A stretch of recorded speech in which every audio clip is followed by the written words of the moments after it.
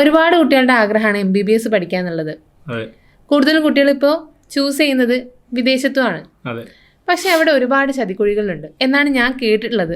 Sir എന്താണ് അതിനെ പറ്റിയിട്ട് പറയുന്നത്? ഞാൻ പൂർണ്ണമായിട്ട് യോജിക്കുന്നു. ഒരുപാട് പ്രശ്നങ്ങളുണ്ട്.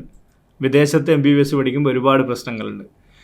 അതിലിപ്പോൾ ഈ 2021 പുതിയ നിയമം വന്ന ശേഷം പല യൂണിവേഴ്സിറ്റികളും നമ്മുടെ സ്റ്റുഡൻസ് പലരും പോകുന്നതാണ്. പല യൂണിവേഴ്സിറ്റികളും ഈ നിയമങ്ങൾ ഫോളോ ചെയ്യാത്ത യൂണിവേഴ്സിറ്റികളുണ്ട്. അതിലേക്ക് ഏജൻസികൾ കുട്ടികളെ കൊണ്ടുപോകുന്നുണ്ട്. ഈ കാര്യങ്ങളൊക്കെ മറച്ചു വെച്ചുകൊണ്ട് അല്ലെങ്കിൽ അറിയാതെയും ഇതിൻ്റെ വിശകലനങ്ങളിലേക്ക് പോകാതെ പൂർണ്ണമായിട്ട് വായിച്ച് മനസ്സിലാക്കാതെ കുട്ടികളെ അങ്ങോട്ടേക്ക് തള്ളിവിടുന്ന ആളുകളുണ്ട്. ഇതൊരു വലിയ പ്രശ്നമാണ്. ഇനി പഠിച്ചു വന്നാൽ അതിനുശേഷം അവർക്ക് FMG എക്സാം പാസ്സാവാത്തവരില്ലേ, 10% ആളുകൾ പാസ്സായ എക്സാം പോലും ഉണ്ട്. FMG ചില വർഷങ്ങളുണ്ട് 20-23% മാക്സിമം വരുന്നത്. അതിൽ ചില യൂണിവേഴ്സിറ്റികളുണ്ട് നല്ല ശതമാനം 100% പാസ്സായ യൂണിവേഴ്സിറ്റികളുണ്ട്. അപ്പോൾ അങ്ങനെ വരുമ്പോൾ അത് വേറൊരു പ്രശ്നമാണല്ലോ.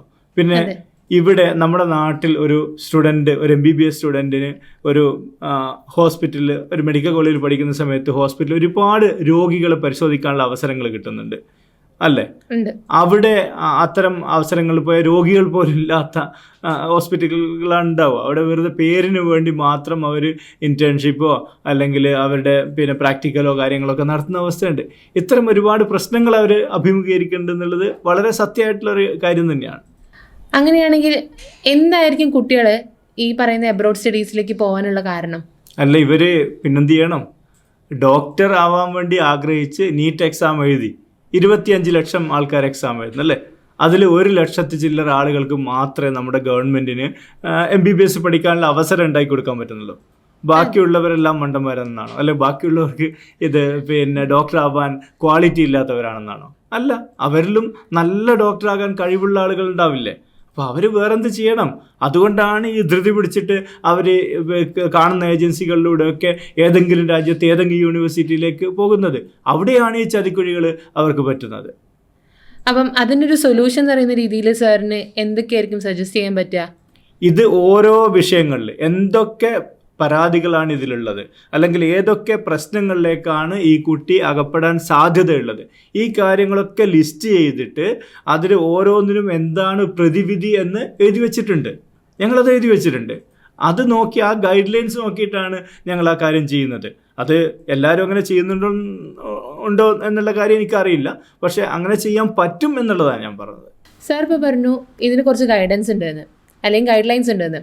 ഈ ഗൈഡ് ലൈൻസ് എന്തൊക്കെയാണ് സാർ? ഞാൻ പറഞ്ഞത് ഈ കാര്യങ്ങളൊക്കെ നമുക്ക് ലിസ്റ്റ് ചെയ്യാൻ പറ്റും. ഒരു കുട്ടി MBBSന് പുറത്ത് പഠിക്കാൻ പോകുമ്പോൾ ഏതൊക്കെ പ്രശ്നങ്ങളിൽ ആ കുട്ടി അകപ്പെടാം എന്നുള്ള കാര്യങ്ങൾ കൃത്യമായിട്ട് നമുക്ക് ലിസ്റ്റ് ഇടാൻ പറ്റും. ഇപ്പോൾ ഉദാഹരണം പറഞ്ഞു കഴിഞ്ഞാൽ FMG പാസ് റേറ്റിൻ്റെ കാര്യം അശ്വിനി പറഞ്ഞില്ലേ, അല്ലേ? കുറച്ച് പേര് മാത്രമേ പാസ്സാവുന്നുള്ളൂ പല യൂണിവേഴ്സിറ്റികളിൽ നിന്ന് പറഞ്ഞു അല്ലേ? അതുമാത്രമല്ല ജനറൽ പാസ് റേറ്റ് പലപ്പോഴും 10, 15, 20% മാത്രമേ ഉള്ളൂ. അത് യൂണിവേഴ്സിറ്റി സെലക്ട് ചെയ്യുമ്പോൾ ആ പാസ് റേറ്റ് നോക്കി സെലക്ട് ചെയ്യണ്ടേ? ഏത് യൂണിവേഴ്സിറ്റിയിൽ നിന്നാണ് ഏറ്റവും കൂടുതൽ കുട്ടികൾക്ക് കൂടുതൽ FMG പാസ്സായതെന്ന് നോക്കിയിട്ട് നമുക്ക് യൂണിവേഴ്സിറ്റി സെലക്ട് ചെയ്യാലോ. ആ ഗൈഡൻസ് നമുക്ക് കൊടുക്കാമല്ലോ. ഇനി ആ FMG എക്സാം 6 കൊല്ലം കഴിഞ്ഞ് ഗ്രാജുവേഷൻ കിട്ടിയ ശേഷമാണ് എഴുതുന്നത്. പക്ഷേ അന്നേ ദിവസം പഠിച്ചാൽ FMG എക്സാം പാസ്സാകാൻ പറ്റുമോ? ഇല്ല. 12th എക്സാം പാസ്സാവുന്നത്, അല്ലെ 10th ബോർഡ് എക്സാം പാസ്സാവുന്നത് 10th മാത്രം പഠിച്ച കാര്യമാണോ? അല്ലെങ്കിൽ അവൻ 1ാം ക്ലാസ്സിൽ സ്റ്റാർട്ട് ചെയ്തിട്ടുണ്ടോ പഠിക്കാൻ? അതെ, അതുപോലെ ഈ MBBSന് വിദേശത്ത് ഒരു കുട്ടി പോകുന്ന 1ാം തീയതി മുതൽ ആ കുട്ടിക്ക് ഗൈഡൻസ് കൊടുക്കണം. ആ കുട്ടി എങ്ങനെ അത് സ്ട്രീം ലൈൻ ചെയ്തിട്ട് നമ്മൾ ഇപ്പം എൻ്റെ ഒരു ഫേം ആകുമ്പോൾ ഞങ്ങൾക്ക് അതിൻ്റേതായ ശൈലിയുണ്ട്. എങ്ങനെ ആ കുട്ടി ഏത് വിധേനയും ഈ FMG എക്സാം ആദ്യം ആ യൂണിവേഴ്സിറ്റിയിലെ MBBS എക്സാം അല്ലെങ്കിൽ അവിടുത്തെ മെഡിക്കൽ ഗ്രാജുവേഷൻ പാസ്സാവണം. അത് ഉറപ്പുവരുത്തണം. അതിനുശേഷം FMG എക്സാം പാസ്സാവണം അല്ലേ?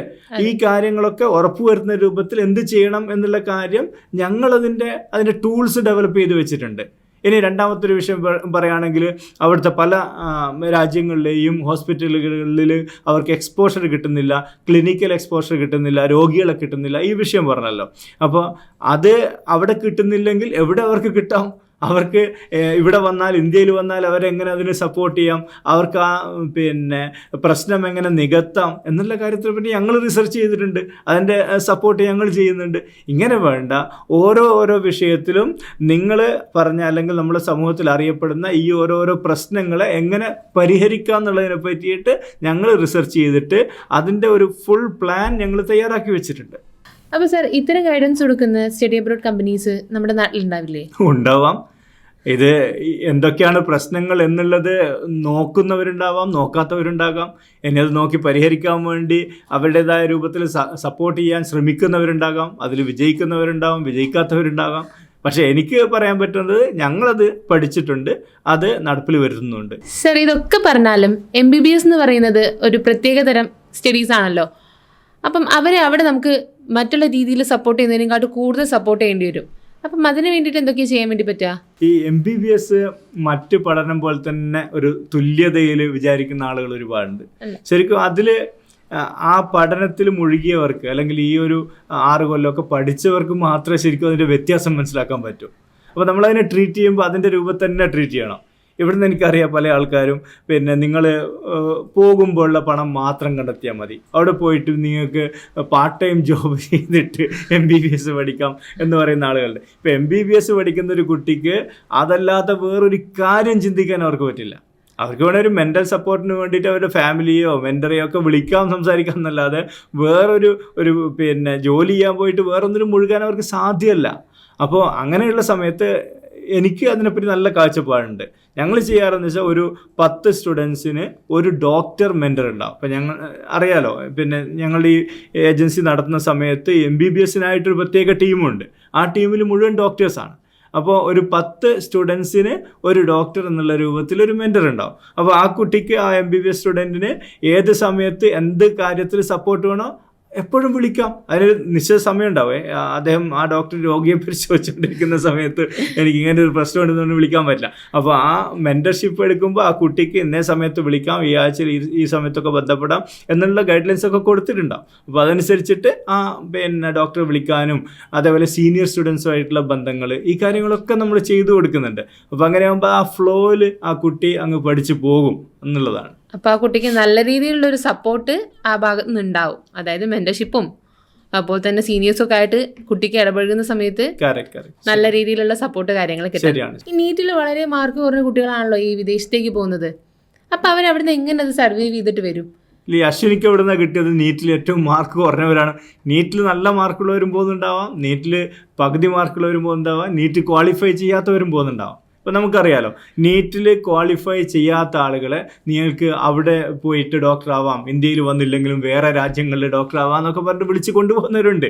പക്ഷേ നമ്മളിപ്പോൾ ഒരു നമ്മുടെ ഒരു എത്തിക്കൽ സൈഡ് നോക്കുമ്പോൾ ഒരിക്കലും ചെയ്യാൻ പാടില്ല എന്നാണ്. ഇപ്പോൾ ഒരാൾക്കൊരു നീറ്റ് പോലും പാസ്സാകാൻ പറ്റാത്ത ഒരാളെ നമുക്ക് ഡോക്ടറാക്കി എടുക്കുന്നതിൽ അത് ശരിയുണ്ടോ എന്നുള്ള കാര്യം അത് ചെയ്യുന്നവരാണ് ആലോചിക്കേണ്ടത്. അത് മാത്രമല്ല, ചില കുട്ടികൾക്ക് നീറ്റ് എഴുതാനുള്ള സാഹചര്യം ഇല്ലാത്തവരുണ്ടാവും. ആ സമയത്ത് നീറ്റ് എഴുതാൻ പറ്റിയില്ല, അല്ല ആ സമയത്തൊരു പനിച്ച് കിടന്നുകൊണ്ട് നീറ്റ് എഴുതാൻ പറ്റാത്ത നല്ല കഴിവുള്ള കുട്ടികളുണ്ടാവും. അപ്പോൾ ആ കുട്ടി അടുത്ത കൊല്ലം നീറ്റ് എഴുതി പോയാലാണ് സുരക്ഷിതമെന്നാണ് എൻ്റെ അഭിപ്രായം. കാരണം എന്ന് വെച്ചാൽ നീറ്റ് പാസ്സാകാത്തവർക്ക് ഇനി എന്ത് നിയമം, വേറെ ഇന്ത്യയിലേക്ക് തിരിച്ചു വരാൻ പറ്റില്ല.